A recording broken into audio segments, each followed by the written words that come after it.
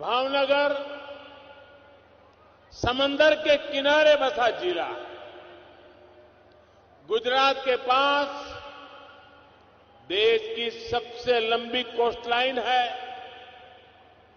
लेकिन आजादी के बाद कई दशकों में तटीय विकास पर उतना ध्यान नहीं दिए जाने की वजह से ये विशाल कोस्टलाइन एक तरह से लोगों के लिए बड़ी चुनौती बन गई थी। समंदर का खारा पानी यहां के लिए अभिशाप बना हुआ था। समंदर के किनारे बसे गांव के गांव खाली हो गए थे। लोग यहां वहां पलायन करने लगे थे। कितने ही नौजवान सूरत जाते थे, वहां एक ही कमरे में 10-10, 15-15, 20-20 लोग जैसे तैसे गुजारा करते थे। ये स्थिति बहुत दुखद थी। साथियों, बीते 2 दशकों में गुजरात की कोस्टलाइन को भारत की समृद्धि का द्वार बनाने के लिए हमने ईमानदारी से प्रयास किया। रोजगार के अनेक नए अवसर खड़े किए। गुजरात में हमने अनेकों पोर्ट्स विकसित किए, बहुत से पोर्ट्स का आधुनिकीकरण कराया।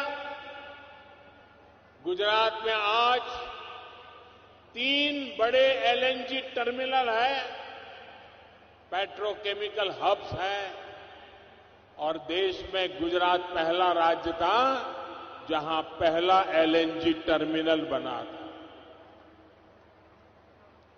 राज्य के तटीय इलाकों में हमने सैकड़ों कोस्टल इंडस्ट्री डेवलप की, छोटे बड़े अनेक उद्योग विकसित किए। उद्योगों की ऊर्जा की मांग को पूरा करने के लिए हमने कोल टर्मिनल्स का नेटवर्क भी तैयार किया है। आज गुजरात के तटीय इलाकों में अनेक पावर प्लांट्स जो केवल गुजरात ही नहीं, पूरे देश को ऊर्जा देते हैं। हमारे मछुआरे भाई बहनों की मदद के लिए हमने फिशिंग हार्बर्स बनवाए, फिश लैंडिंग सेंटर्स और फिश प्रोसेसिंग को भी बढ़ावा दिया। फिशिंग हार्बर का जो मजबूत नेटवर्क हमने तैयार किया है, उसका भी निरंतर विस्तार किया जा रहा है, उसका आधुनिकीकरण किया जा रहा है। गुजरात के तटीय क्षेत्र में मैंग्रोव के जंगलों का विकास करके हमने कोस्टल इकोसिस्टम को और सुरक्षित बनाया है और मजबूत बनाया है। और उस समय भारत सरकार में जो मंत्री हुआ करते थे, उन्होंने एक बार कहा था कि हिंदुस्तान के तटीय राज्यों को गुजरात से मैंग्रोव का विकास कैसे हो सकता है, ये सीखना चाहिए। ये काम आप सबके सहयोग से गुजरात में हुआ है। हमने एक्वा कल्चर को भी निरंतर बढ़ावा दिया।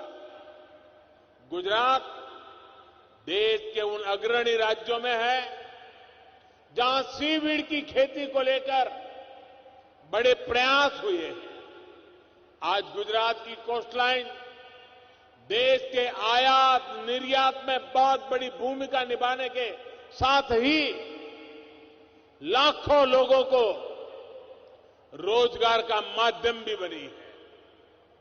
आज गुजरात की कोस्टलाइन रिन्यूएबल एनर्जी और हाइड्रोजन इकोसिस्टम उसका पर्याय बनकर के उभर रही है।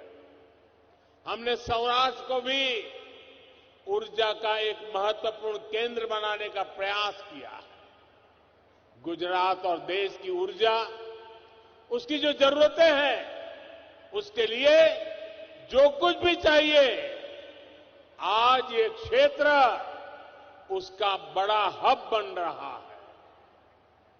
अब तो सौर ऊर्जा के भी अनेक प्रोजेक्ट्स इस क्षेत्र में लग रहे हैं।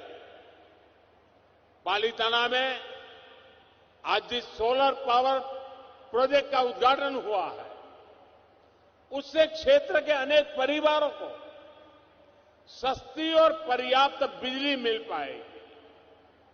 एक समय था, जो आज 20-22 साल के होंगे ना, उनको तो इन बातों का पता भी नहीं होगा।